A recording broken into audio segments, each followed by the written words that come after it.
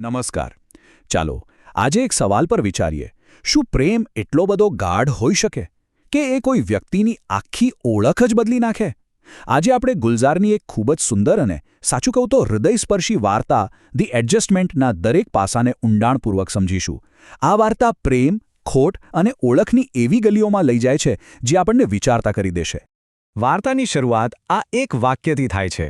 નાની ખબર છે મજાકમાં કહેતા, અરે એવું તો થાય, એકબીજા સાથે ગોઠવાતા વાર તો લાગે ને. હવે આમ જુઓ તો આ સાવ સામાન્ય વાક્ય લાગે નહીં? પણ વિશ્વાસ કરજો, આખી વાર્તાનો સાર, એનું હૃદય આ એક જ શબ્દમાં છુપાયેલું છે: ગોઠવણ. ચાલો જોઈએ આ કેવી રીતે બને છે. ઓકે, તો આપણે આ વાર્તાને સ્ટેપ બાય સ્ટેપ સમજીશું. સૌથી પહેલા નાના-નાનીના ઝઘડાળુ પ્રેમ વિશે વાત કરીશું. પછી જોઈશું કે નાની વિનાની દુનિયા કેવી હોય છે. ત્યાર પછી નાનાનું રૂપાંતર, જે ખૂબ જ રસપ્રદ છે. ચોથા ભાગમાં ડૉક્ટરનું નિદાન શું આવે છે તે જાણીશું અને અંતે એક નવી પ્રકારની ગોઠવણી સાથે આ વાર્તાને પૂરી કરીશું. તો ચાલો શરૂઆત કરીએ આપણા પહેલા ભાગથી, ઝઘડાળો પ્રેમ. અહીં આપણે વાર્તાના બે મુખ્ય પાત્રો, નાના અને નાનીને મળીશું. અને હા, એમનો સંબંધ કોઈ ફિલ્મી પ્રેમકથા જેવો બિલકુલ નથી. એમના સંબંધમાં તો ઝઘડા છે, દિવસો સુધી ચાલતું મૌન છે અને છતાંય એક અતૂટ જોડાણ છે. એકદમ અનોખી ગાથા છે આ. જરા વિચારો, 50 વર્ષ કરતાં પણ વધારે સમયનો સાથ, પણ એમનું વર્તન કેવું હતું? જાણે હમણાં જ લગ્ન થયા હોય અને હજી એકબીજાને ઓળખી રહ્યા હોય. એમના ઝઘડા પણ કે જેવા તેવા નહોતા. ક્યારેક તો દિવસો સુધી એકબીજા સાથે વાત જ ન કરે. આ જ તો વિરોધાભાસ છે. આ સતત ચાલતી ખેંચતાણ, આ લડાઈ ઝઘડા, એ જ એમના પ્રેમની પરિભાષા હતી. અને આ જ વાત છે ને જે વાર્તાના અંતને આટલો બધો અસરકારક બનાવે છે. અને આ વાત સમજવી ખૂબ જ જરૂરી છે. એમના ઝઘડા કોઈ નબળા સંબંધની નિશાની નહોતા. ના, એ તો એમના અતૂટ બંધનનું જ એક બીજું રૂપ હતું. એમનું જોડાણ એટલું બધું ઊંડું હતું કે જાણે એક વગર બીજાનું અસ્તિત્વ જ શક્ય નથી. આ વાતને મગજમાં રાખજો, કારણ કે આગળ આ જ કામ આવવાની છે. હવે આવે છે વાર્તાનો બીજો ભાગ, નાની વિનાની દુનિયા. અને અહીંયાથી વાર્તા એક એવો વળાંક લે છે જે બધું જ બદલી નાખે છે. નાનીનું મૃત્યુ થાય છે અને નાનાની દુનિયા જાણે કે બસ થંભી જાય છે. અહીંથી આ વાર્તા ફક્ત દુઃખની નથી રહેતી, પણ એક એવી ગોઠવણની શરૂઆત બને છે જેની કોઈએ કલ્પના પણ ન કરી હોય. નાનીના અંતિમ સંસ્કાર વખતે નાના જે કહે છે એ સાંભળો. લઈ જાઓ, એને લઈ જાઓ, પણ એના કાનમાં કહેજો કે હું પણ પાછળ જ આવું છું, બહુ દૂર નથી. આ ખાલી દુઃખના શબ્દો નથી, આ તો એક વચન છે નાના માટે. એમનું અસ્તિત્વ નાની વગર અધૂરું છે, મૃત્યુ પછી પણ. આ એક જ વાક્ય એમના આવનારા વર્તનનો આખો પાયો નાખી દે છે. અને બસ, નાનીના ગયા પછી નાના જાણે જીવવાનું જ ભૂલી ગયા. જાણે કોઈ શરત હારી ગયા હોય એમ વર્તવા લાગ્યા. એમણે પોતાને એક રૂમમાં પૂરી દીધા, કોઈની સાથે વાત નહીં, કશું જ નહીં. આ ખાલી દુઃખ નહોતું, આ તો દુનિયાથી પોતાને કાપી નાખવાની કોશિશ હતી. કેમ? કારણ કે એમની દુનિયા તો હવે રહી જ નહોતી. હવે આપણે ત્રીજા ભાગમાં પ્રવેશીએ છીએ, નાનાનું રૂપાંતર. વાત જો ખાલી દુઃખ અને મૌન સુધી હોત તો પણ ઠીક હતું, પણ એવું ન થયું. ધીમે ધીમે નાનાનું વર્તન એવી રીતે બદલાવા લાગ્યું કે ઘરના કોઈ પણ સભ્ય એને સમજી જ ન શક્યા. અહીંથી વાર્તા એકદમ એક મનોવૈજ્ઞાનિક રહસ્ય જેવી બની જાય છે. જુઓ, આ બદલાવ કેવી રીતે આવ્યો. સૌથી પહેલાં એમણે નાનીની ખાંસીની દવા લેતા પકડવામાં આવ્યા, અને એ પણ કેવી રીતે? બિલકુલ એ જ રીતે માપીને જે રીતે નાની લેતી હતી. પછી એમણે પોતાના વાળ ટૂંકા કરાવવાનો આગ્રહ રાખ્યો.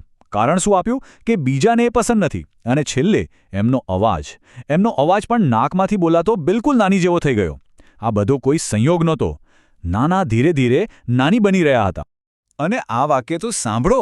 જ્યારે એમને વાળ વિશે પૂછવામાં આવ્યું તો એ શું બોલ્યા? એમને મારા વાળ ટૂંકા કરાવેલા ગમતા નહોતા. એ ક્યારે મંજૂરી નહીં આપે. અહીં એમને એટલે કોણ?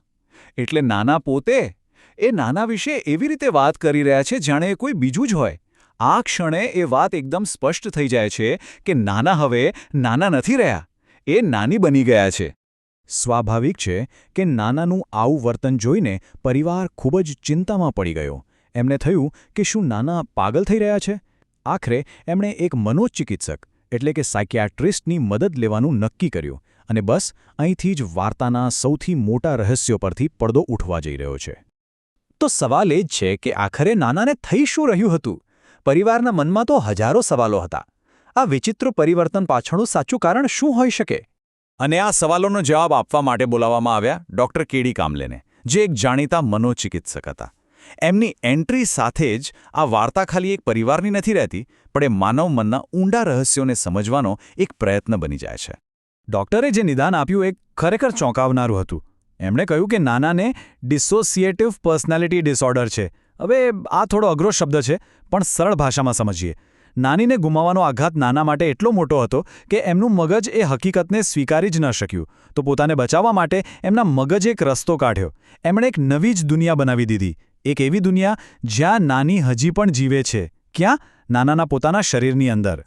ડૉક્ટર કામલી જે સમજાવે છે ને, એ સાંભળીને રૂમાળા ઊભા થઈ જાય. એ કહે છે, નાના હવે બેવડું જીવન જીવી રહ્યા છે. એટલે કે જે પણ કંઈ થાય છે એ નાનાને નહીં, પણ નાનીને થાય છે. જો ભૂખ લાગે તો એ નાનીને લાગે છે. જો તરસ લાગે તો એ પણ નાનીને જ લાગે છે. નાનાનું પોતાનું અસ્તિત્વ જાણે કે ભૂંસાઈ ગયું છે. એમનું શરીર હવે ખાલી નાની માટેનું એક ઘર બનીને રહી ગયું છે. અને ડૉક્ટરનો ચુકાદો એકદમ સ્પષ્ટ છે. આ ઉંમરે નાનાનું આ સ્થિતિમાંથી પાછા આવવું, સાજા થવું લગભગ અશક્ય છે. હવે પરિવાર પાસે એક બહુ મોટો અને મુશ્કેલ નિર્ણય લેવાનો છે. શું એ લોકો નાનાને પાછા લાવવા માટે સંઘર્ષ કરશે, કે પછી નાનાના શરીરમાં જીવી રહેલી નાની સાથે જીવતા શીખી લેશે? અને આ જ આપણને વાર્તાના છેલ્લા અને સૌથી મહત્વના ભાગ પર લઈ આવે છે, એક નવી પ્રકારની ગોઠવણ. અહીં આપણે વાર્તાના શીર્ષક ધી એડજસ્ટમેન્ટના સાચા અર્થને સમજીશું, કારણ કે અત્યાર સુધી આપણે નાનાની ગોઠવણ જોઈ, પણ હવે વારો છે આખા પરિવારની ગોઠવણનો. અને ત્યારે જ વાર્તા કહેનાર એટલે કે નાનાના પૌત્રના મનમાં એક વિચાર આવે છે. એક ખૂબ જ સુંદર વિચાર. એ વિચારે છે કે જે રીતે નાનાએ આખી જિંદગી નાની સાથે એડજસ્ટમેન્ટ કર્યું, એ જ રીતે હવે આપણે બધાએ એમની સાથે એડજસ્ટમેન્ટ કરી લેવું જોઈએ. અહીં લડાઈ નથી, ઝઘડો નથી. અહીં ફક્ત સ્વીકાર છે, પ્રેમ છે. અને વાર્તાનું જે છેલ્લું દ્રશ્ય છે ને, એ કદાચ સૌથી વધારે હૃદયસ્પર્શી છે. પૌત્ર જ્યારે નાનાને જગાડવા એમના રૂમમાં જાય છે, તો એ શું જોવે છે? નાના નાનીના પલંગ પર સૂતા છે અને એમણે નાનીની ધોતી અને બ્લાઉઝ પહેર્યા છે.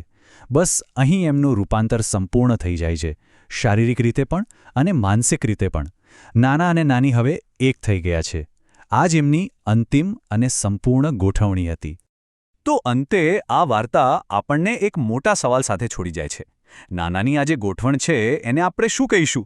શું આ એક દુર્ઘટના છે જેમાં એક વ્યક્તિએ પોતાની ઓળખ ગુમાવી દીધી? કે પછી આ પ્રેમની એક એવી જીત છે, એક એવા ઊંડા પ્રેમની ગાથા છે જે મૃત્યુની સીમાઓને પણ ઓળંગી જાય છે? આનો જવાબ કદાચ આપણે સૌએ પોતે જ શોધવાનો છે.